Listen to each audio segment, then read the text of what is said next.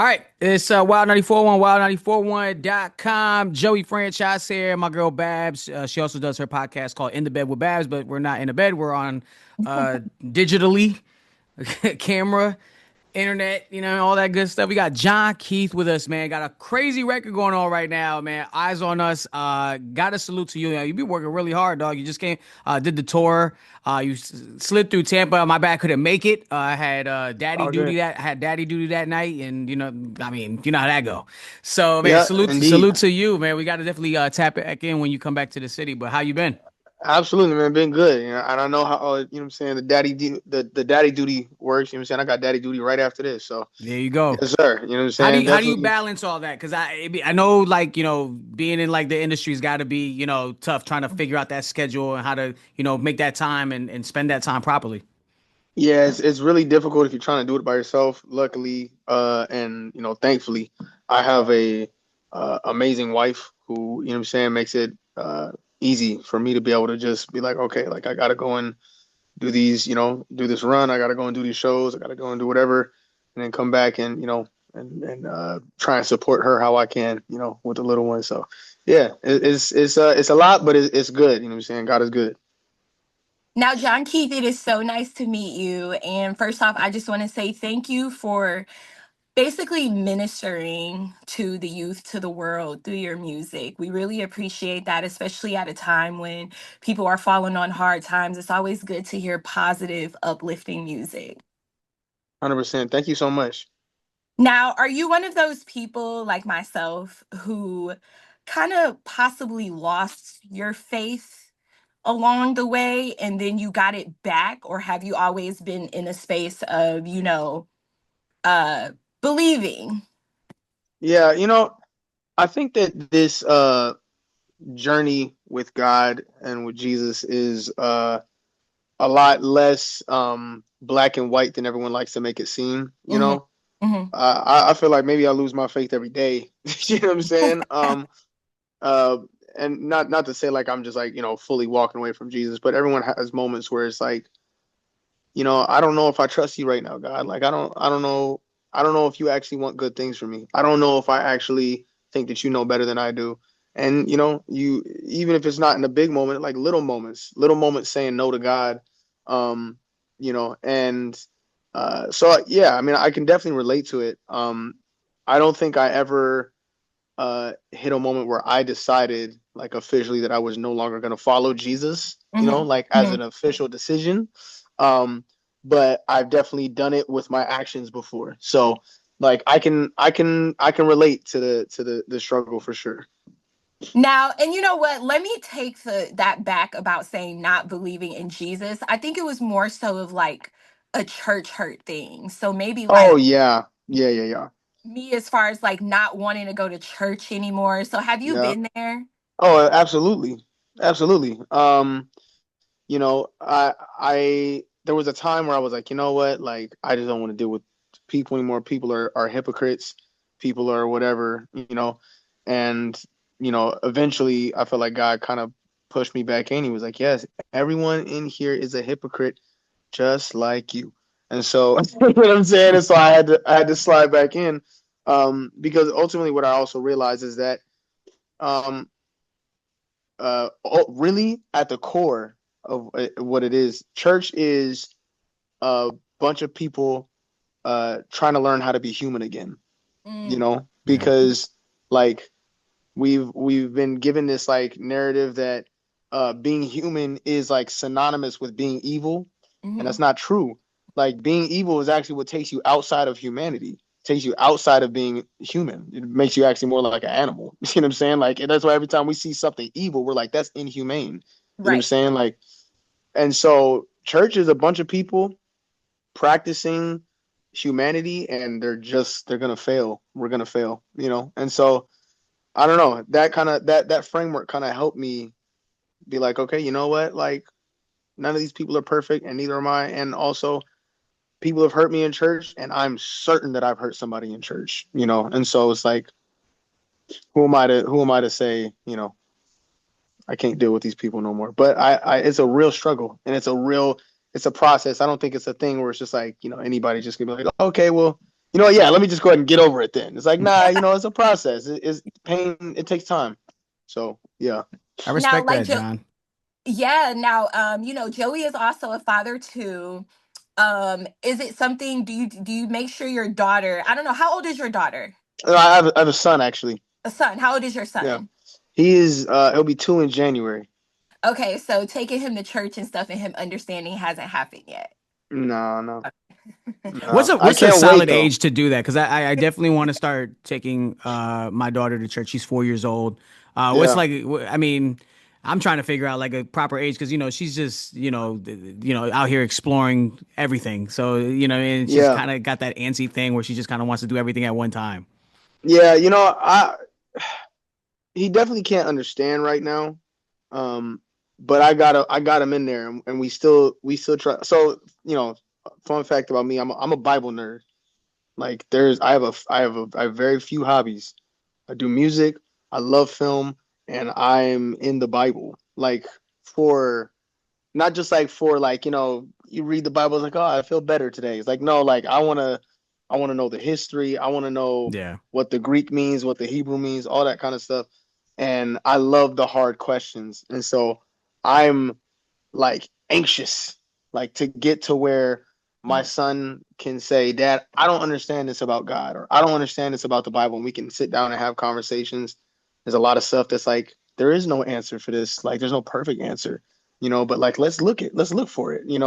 Um, yeah, I don't know what the right age is. I'm like, bro, I'm just gonna have you in here until you're able to be like, Dad, I don't know why we do this. And like, oh, perfect. Okay, let's talk about it, Let's So explain. yeah, Yeah, that's yeah. cool. How do you feel? Like I just saw some on social media not that long ago about how like this generation right now has been seeking the church and some type of faith. And how does that how do you view that and your approach as far as like the music? How does it make you feel as an artist, as a Christian artist? I feel like the wave for Christian music has been at an it's always been big, but it's like I feel like at an all-time high where it's getting the national notoriety. So how does that make you Yeah. feel when you see things like that? There's ups and downs to it. I think that there is a beautiful side of it where it's like, people are getting I think people are tired. I think people are tired of hearing music that promotes death and toxic lifestyles. Even if Mhm. it's not death, it's just like you if you live how most of these artists are like, yeah, this is lit, like you're gonna have a terrible life. You're gonna have a terrible life. You know what I'm saying? Like Mhm. cheating on people, popping whatever, drinking to you, whatever, you know what I'm saying? Like sliding on whoever, all of this stuff, you're going to have a terrible, terrible life. And so it's like, I think people are tired and they're realizing that. So on the bright side, it's like, it's beautiful because like it feels lighter, you Mhm. know? On the downside, and you know what? I don't even want to call it a downside because it could still be right. I don't have God's point of view. I got mine. But I do also know that because it's at an all time high and it's still smaller, it's like the little sister, or I don't know why I made it a sister. Yeah, it's a little sister to like mainstream music, right? Mhm. Right. And so it's a lower ceiling. It's easier to get in there. And so there's a lot of people now that are going, oh, they didn't work. This didn't work over here. All right, well, let me do this. Let me do this Christian thing because I can perform in churches. I can get money, and then I can switch over to mainstream when it's ready for that time. There are people doing that, and it's like that's to me is from my point of view is an L. But also, like I said, I'm not God. God might be like, yeah, I'm allowing this to happen because in the midst of him trying to finesse the situation, I'm about to really turn him around. I don't know. I don't know the full scope, but I think there's positives and potential negatives. I'm Obviously, yeah, happy because you brought. Oh, I'm sorry, no, Joey. you're good. So to be clear, like I mean, because it gets so much national attention now, and that people see what Christian music is, and the fact that people are like the audience is kind of want to gravitate to that more than the normal hip hop genre. So when you get people like that are probably not of, really have that faith or are using it as a money grab. Have you been able to spot those guys? And if they ever, has it ever been to a point where you ever wanted to put that on notice and, not in Uh, a sense, like drop a diss track? Like how does that work? oh man, he trying to get me in trouble. There are some people, yeah, you notice, but I there's mean, other I've people seen where it's it like too. 100%, and there's other people that's just like they'll actually say it. They'll say it. Oh yeah, it Wow. wasn't working over here. Like, yo, how'd you get into doing Christian music? Wasn't working in mainstream. Wow. Oh, You, okay. I'm happy that you guys brought this topic up. And John Keith, I want to get your thoughts on this.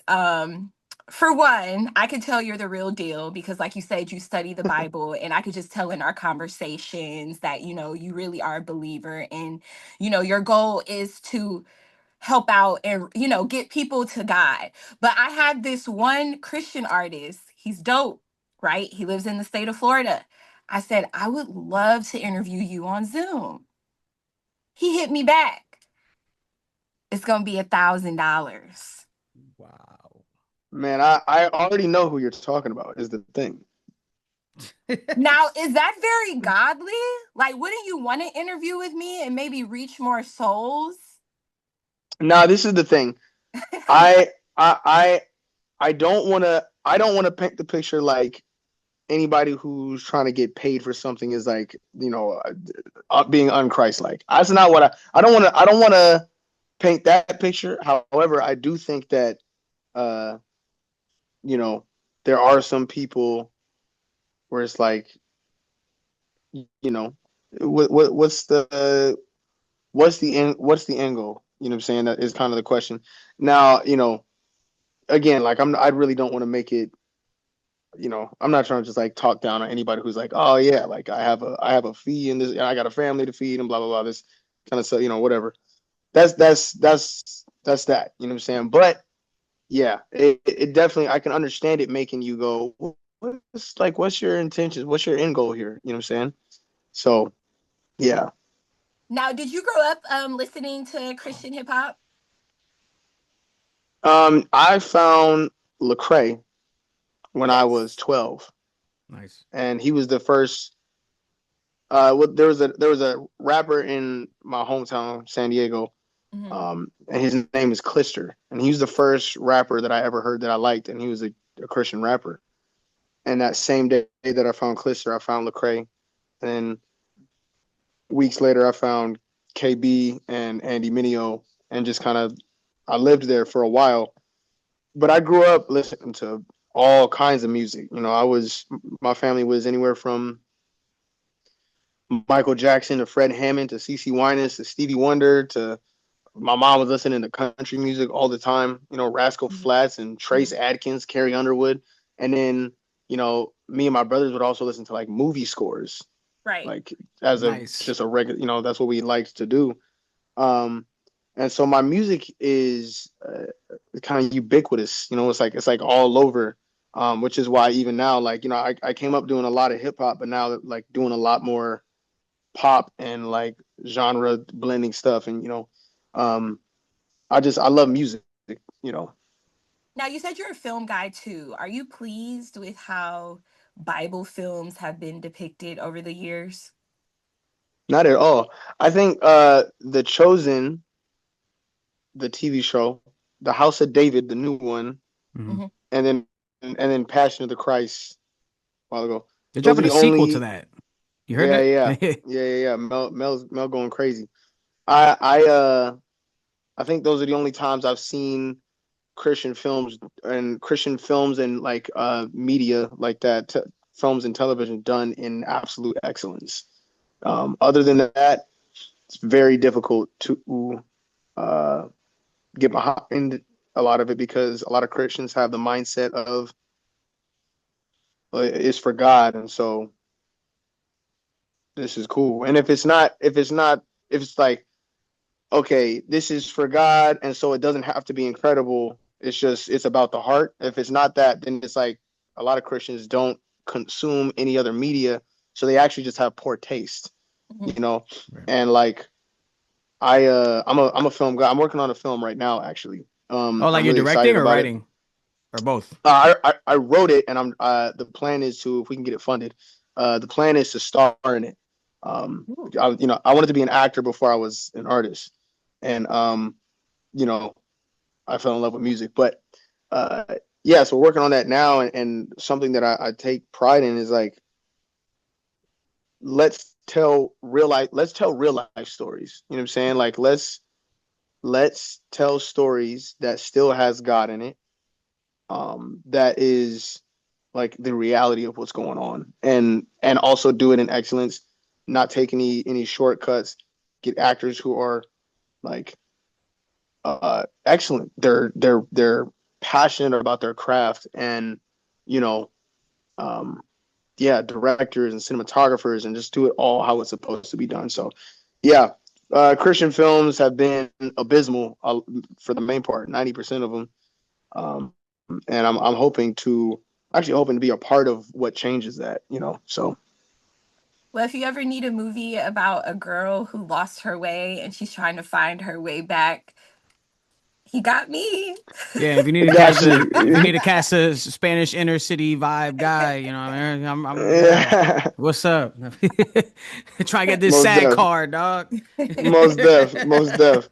Yo, so I got to salute to you because the project Grow Wings is great. I actually Yeah. sat with it and was really, personally, to be transparent, like I've personally been going through a lot of stuff and been questioning, faith. And honestly, it was a breath of fresh air to kind of hear the vibe on that album, and really tapping in with your music. I think Only One was a record that really stood up to me as well. Yeah. But I gotta salute to you for that. Is there anything else that you're working on? What's next for you? What you got cooking up outside of the film? Yeah, so I got an EP that's supposed to be dropping here soon.